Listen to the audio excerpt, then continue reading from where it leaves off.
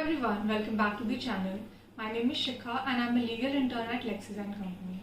I'm a law student from UPS Dehradun. In today's video, we will talk about types of cost under Code of Civil Procedure.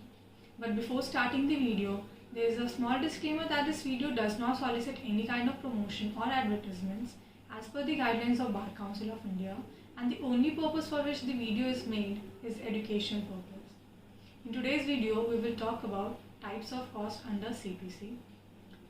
Cost refers to the amount of money that a court directs one party to pay to another party for expenditure of litigation. The purpose of this cost is to compensate the other party who has been successful in pleading his defense. There are three types of cost under CPC. The first one is general cost, which is given under section 35. The second cost is compensatory cost, which is given under section 35A, and the third types of cost is known as cost for delay of suit, which is given under section 35B. Section 35 of CPC deals with general costs. It says that the court shall determine whether or not to award for cost, and it shall be subject to limitations stipulated.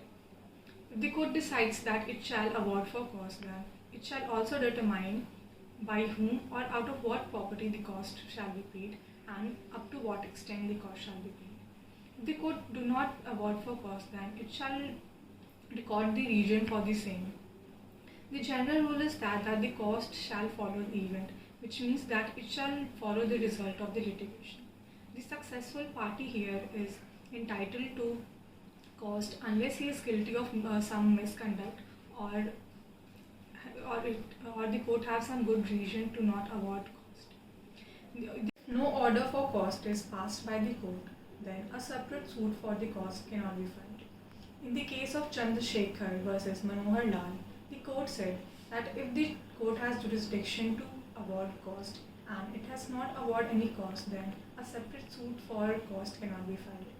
But if the court do not have jurisdiction to pass or award such cost and it has awarded cost, then in that case a separate suit for cost can be filed. In this case of Salim Advocates Bar versus Union of India, the Supreme Court ruled that the cost must be actual and reasonable cost, which shall include the cost of successful parties' time, transportation and lodging, and it shall also include other incidental costs related to the litigation, which can be the typing cost or the court fee, the lawyer fee, etc. Second type of cost is called as the compensatory cost for false or vexatious claim or defense. It is given under section 35A of CPC. This section applies to all the suits and proceedings, including the execution, but it does not apply to appeals and revisions. This section states that if a party objects that the other party has taken claim or defense which are false and vexatious, and the court is also satisfied the claim, the objection being reasonable, then it can award for compensatory cost, but before it shall record the reason that why it thinks that the claim or defense of the other party is vexatious or false. The section 35, the subsection of this section states that the court shall not award for cost exceeding rupees 3,000 or exceeding the limit of their pecuniary jurisdiction, whichever is less. The third subsection of this section states that the order passed against a person for the cost does not exempt the person from his criminal liabilities.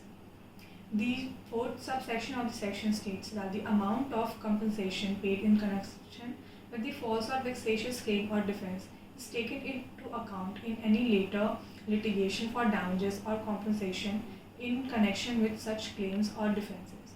The third type of cost is known as the cost for causing delay. It is given under section 35B of the CPC. This section states that if a party to a suit delays the proceeding, then the court have power to order for cost for such delay. If the court fixes a particular date for the hearing, or if the court orders a party to to present with his witness or some documents, and he fails to do so and later takes adjournment, then in that situation the court has power to order that party to reimburse the other or the opposite party to pay a reasonable cost for him to attend this hearing the next day it is fixed. This section also states that if the cost is not paid by the party in default, that the court can set limitation that until the cost is paid by that party, he cannot present his defense or his suit. Subsection 2 states that if the cost is paid by that person, that cost shall not be included in the cost award in the decree passed in the suit.